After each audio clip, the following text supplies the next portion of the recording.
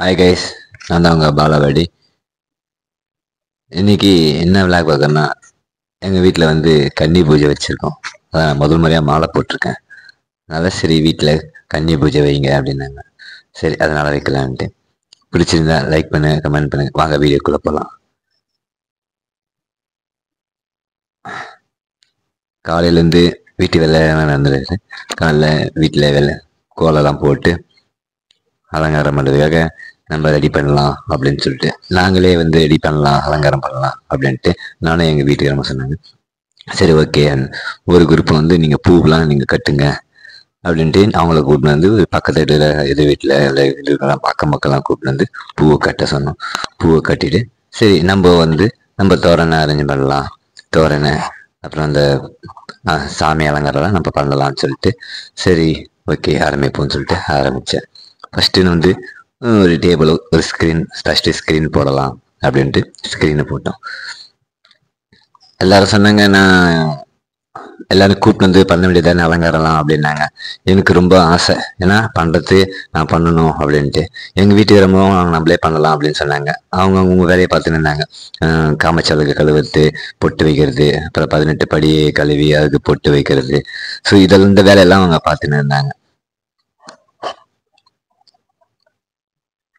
இந்த வேலை முடிஞ்சிட்டு இப்போ எல்லாமே பூ அலங்காரம்லாம் பண்ணிட்டோம். இதுதான் டெக்கரேஷன். ஸோ அந்த மீதி இந்த டெக்கரேஷன் பண்ணதெல்லாம் வந்து எங்கள் வீட்டில் வந்து யாரோ வீடியோ எடுக்க சரி எடுத்துருப்பாங்கன்னு நினச்சின்னு இருந்தேன். அதனால் சாமியே சரணமையப்பா, இதுதாங்க நாங்கள் அலங்காரம் பண்ணி வச்சுருக்குது. பிடிச்சிருந்தா லைக் பண்ணுங்கள், கமெண்ட் பண்ணுங்கள், ஷேர் பண்ணுங்கள்.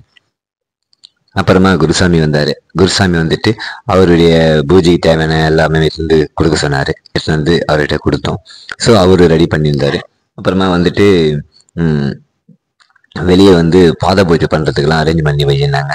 சரி அவங்களுக்கு தேவையான எல்லாத்தையும் வெளியே அரேஞ்ச் பண்ணி வச்சுட்டு அங்கே லேடிஸ் எல்லாம் அங்கே வெயிட் பண்ண சொல்லிவிட்டு அதுக்கப்புறம் குருசாமி கூட நம்ம கூட மாட ஹெல்ப் பண்ணலாம் அப்படின்னு சொல்லிட்டு நம்ம எடுத்துகிட்டு இருந்தோம். இது வந்து அந்த பனையோட பால் சொல்லுவாங்கள்ல, அது வந்து மரக்காலை வச்சு அது வைப்பாங்க.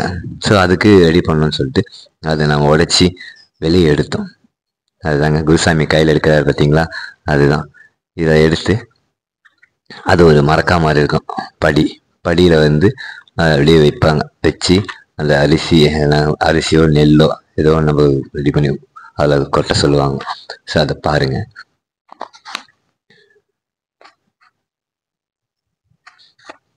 இதுதாங்க, அதை வச்சுட்டாங்களா. அதை வச்சுட்டு இப்போ நம்ம அதை சுற்றி வந்து நம்ம கொட்டணும். ஒரு சிலர் வந்து நெல் வச்சுருப்பாங்க, நெல் கொட்டுவாங்க, அதை ரைஸ் மில்ல வச்சு இது பண்ணுவாங்க. இப்போலாம் வந்து அப்படி ரைஸ் இல்லை. ஸோ ஒரு சிலர் அவங்க இதுக்காக நாங்கள் அரிசி வச்சோம். ஸோ அரிசி வாங்கிட்டு வந்து அதில் கொட்டிட்டு அந்த அரிசியை வந்து நாங்கள் சாப்பிடுவோம் அப்படின்றதுக்காக அதை வச்சோம்.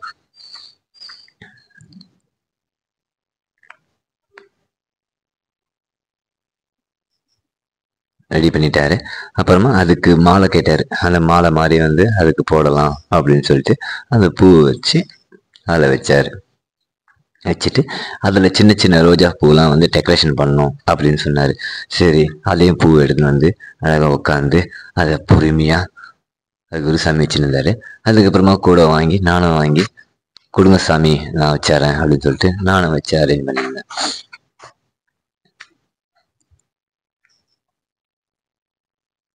அந்த 2 இதுக்கு இடையில வந்து நம்ம பூ டெக்கரேஷன் கொடுக்கணும். அதுதான் அது பார்க்கறதுக்கு நல்லாவும் இருக்கும். ஒரு இதுவாக என்ன ஒரு டெக்கரேஷன் ஒன்று லுக்காக இருக்கும்.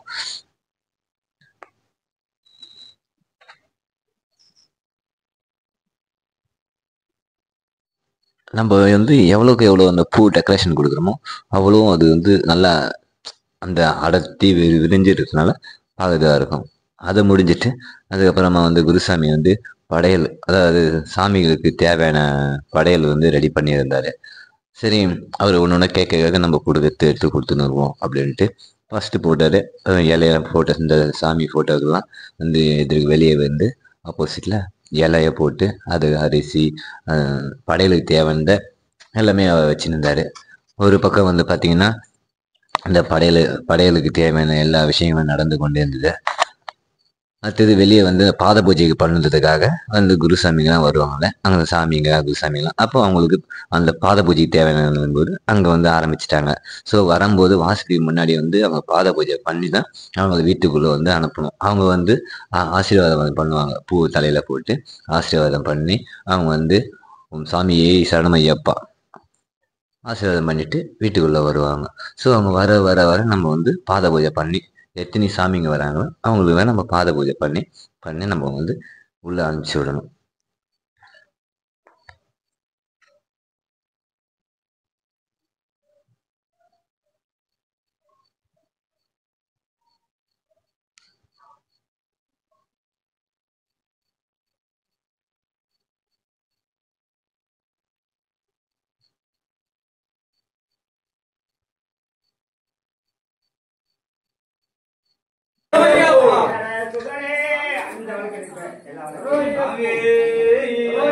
அதுக்கப்புறமா வந்து சாமிங்க வந்து உள்ளே உட்காரும் போது ஃபஸ்ட்டு வந்து ஐயப்பன் போட்ட நேரம் காமாட்சி விளக்கு ஏற்ற சொன்னாங்க. அதாவது எங்கள் வீட்டுக்காரமாக வந்தாங்க. வந்து காமாட்சி விளக்கை ஏற்றிட்டு அப்புறம் 18 படிக்கு குத்து விளக்கு இருக்குது, அந்த குத்து விளக்கும் ஏற்ற சொன்னாங்க.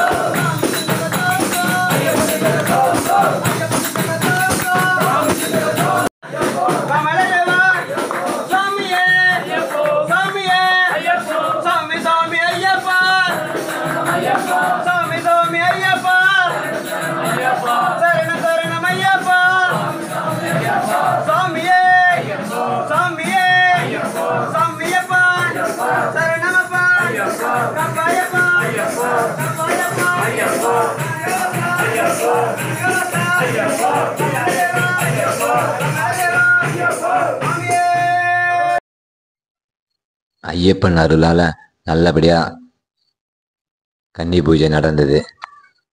ஸோ குருசாமிகளுக்கு ரொம்ப நன்றி. வந்த அனைத்து சாமிங்களுக்கும் மிகவும் நன்றி.